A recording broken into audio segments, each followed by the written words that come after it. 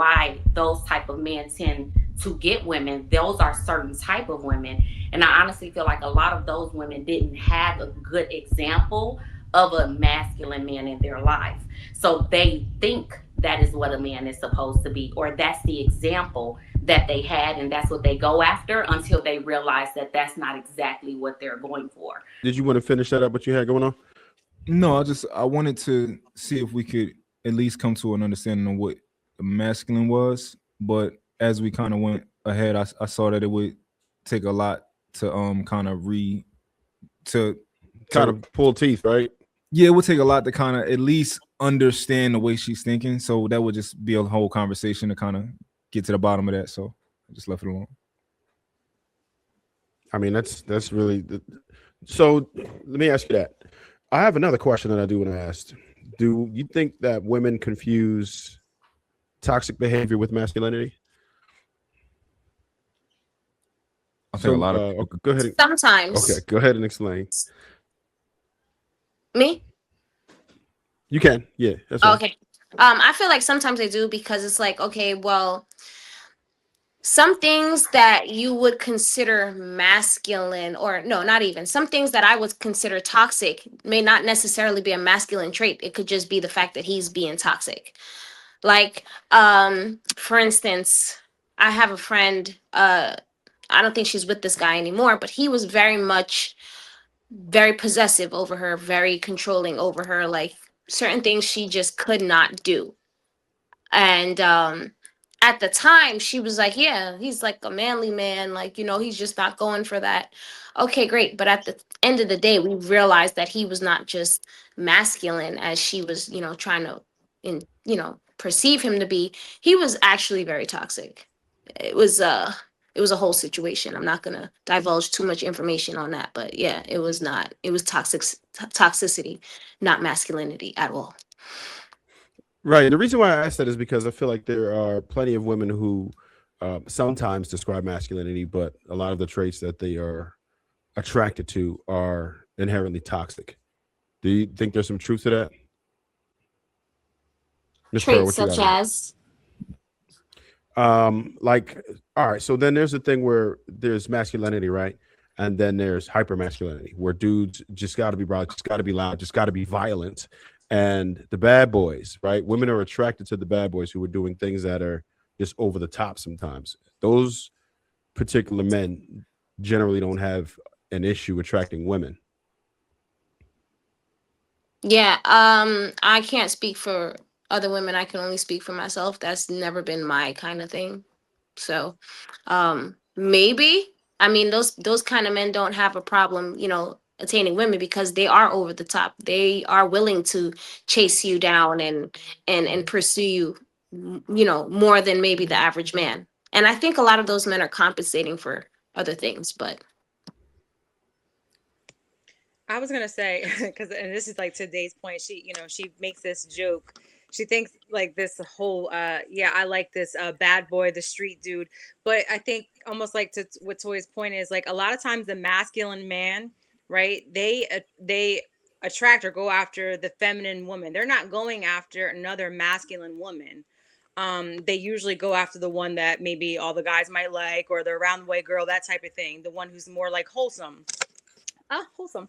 Um, so so it's not so much like they have to be they're like out there in the streets or anything like that. A masculine man could read a book, could walk in the park and do certain things, because maybe he might be tuning in certain feminine side. But I was gonna make a point, but I actually forgot. So, but whatever. It's too bad. It'll come back. It'll come back.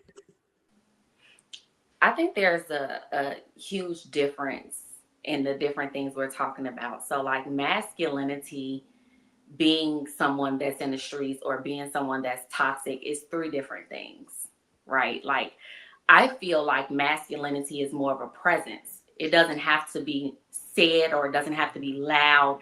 It's a man that walks in a room and he just owns it without having to do much. It's a man that's confident in himself. He knows where he's going. You feel comfortable with him leading you.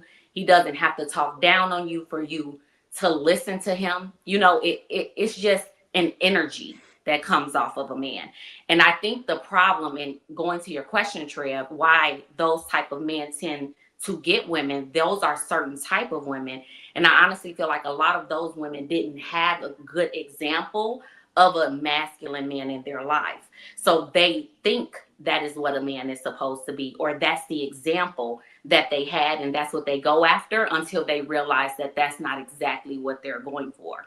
Growing up, my father was extremely masculine, but he didn't have to do a lot for people to follow him. He was a natural leader. He was calm but very stern in his ways, and any woman or any person really that was around him, you know, felt comfortable with him leading things. And so I attract men that are like that, and I'm attracted to men like that. So I think it just depends, but I don't think they're all under one umbrella. Like, we're talking about totally different things, and people are masking it all under masculinity when that's not really what masculinity is, in my opinion. I don't think we give these traits enough credit in like what we would consider to be street guys. Like just the risk taker mentality. I think that's what women are attracted to. And I think that's what they're attracted to, not necessarily, you know, the other things that we attribute it to, but that's one of the things they're attracted to. And also the fact that a lot of women get confused on like what protection is. So they think that a man who's willing to crash out for them is protection versus a man that's wanting to teach them things and stuff like that. So I think it comes from like a lack of understanding, but these guys also do possess certain traits that women do like that other men don't seem to possess, or maybe they just can't see it because they don't know what it's supposed to look like. Willie, what you got on this?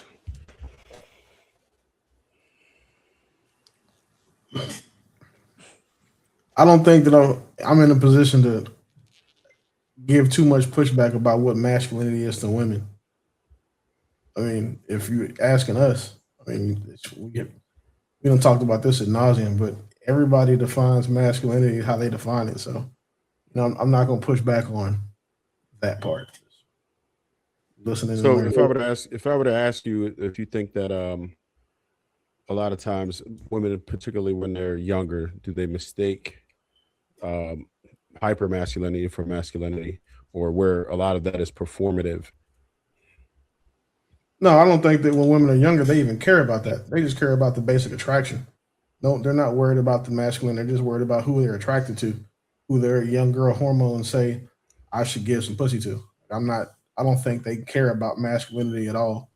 That's something that you start worrying about, you know, when they become a part of this podcast space and listen to all these buzzwords like toxic masculinity, or, you know, when they read a book and around other women who start having these types of conversations.